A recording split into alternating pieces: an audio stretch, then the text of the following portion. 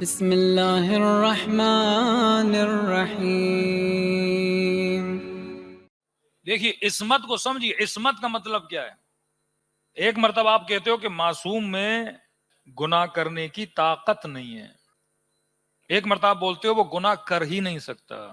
حضرت یوسف کا واقعہ آپ کے سامنے ہے۔ انسان کے اندر شہوت کا نہ ہونا کمال ہے یا شہوت ہو اور اس پہ کنٹرول ہو؟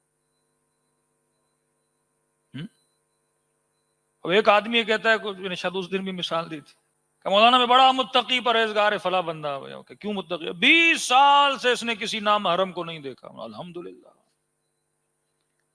20 سال سے نہیں دیکھا۔ بھائی کیسے؟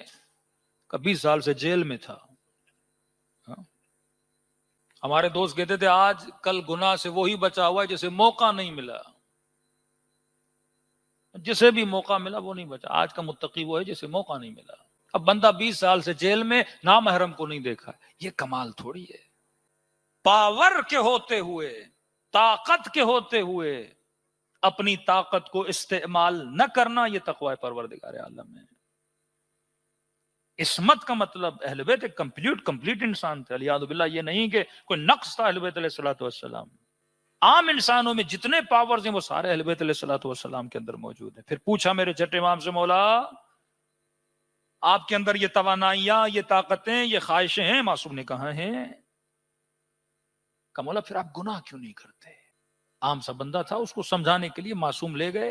پچھلے زمانے میں گھروں کے پیچھے جو گھروں کی گندگی ہوتی تھی، واش رومز کی گندگی، وہ ساری باہر کی طرف جاتی تھی اور وہاں کے بعد لوگ جمع کر کے لے جاتے تھے۔ معصوم اسے پیچھے لے گئے اور گندگی دکھائی، بے انتہا بدبو آ رہی ہے۔ کہ تجھے کوئی دولت دے، کوئی پیسہ دے، کوئی سونا دے اور کہے یہ گندگی مثلا کھا لے، تو کھائے گا؟